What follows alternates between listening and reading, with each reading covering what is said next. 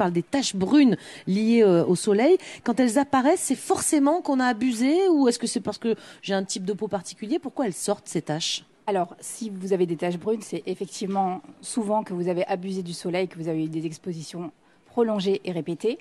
Ça peut être aussi un petit bouton que vous avez tripoté et puis après vous êtes exposé au soleil et cette inflammation a provoqué une tache brune. C'est bien pour ça qu'on vous dit de ne pas toucher à vos boutons. Ou alors ça peut être la grossesse aussi, parce que je crois que c'est le fameux mélasma, le masque de grossesse. Là, c'est pas parce que j'ai abusé. Un simple petit rayon, enfin je veux dire une petite demi-heure, même sans un soleil de plomb, enceinte, ça peut faire des dégâts. Tout à fait, le mélasma, ça apparaît vraiment pendant la grossesse, en grande majorité. Et un des conseils qu'on donne à toutes les femmes, c'est justement par contre l'écran total sur le visage en prévention absolue, parce que le mélasma, c'est très difficile à traiter. Oui. Donc on préfère quand prévenir. on est enceinte, indice 50 Oui, obligatoire. Oui. Et qu'est-ce qu'on fait une fois que c'est là pour retirer les taches brunes? Est-ce que par exemple les crèmes anti-taches, ça peut fonctionner? Il y a quelques crèmes anti-taches avec de l'hydroquinone qui fonctionnent, donc on peut prescrire nous, qu'on peut trouver en pharmacie.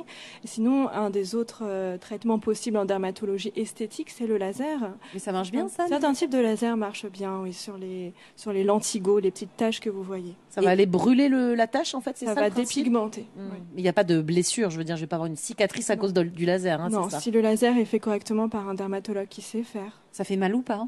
Ça irrite un peu, mais c'est pas douloureux. Ça, c'est les médecins qui disent ça, mais ils l'ont jamais fait sur. Vous savez.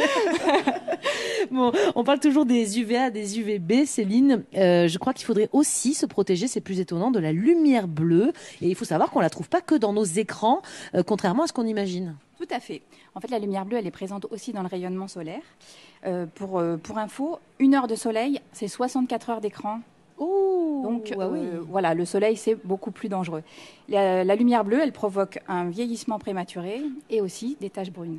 D'accord, mais comment on peut s'en protéger alors au quotidien de cette lumière bleue? Alors, il faut utiliser des crèmes solaires à large spectre qui protègent des UVA, des UVB et de la lumière bleue. Et donc ça, c'est écrit. J'imagine que toutes les crèmes le font pas. Il faut bien regarder soit Exactement. sur la notice, soit sur l'emballage, effectivement. Exactement.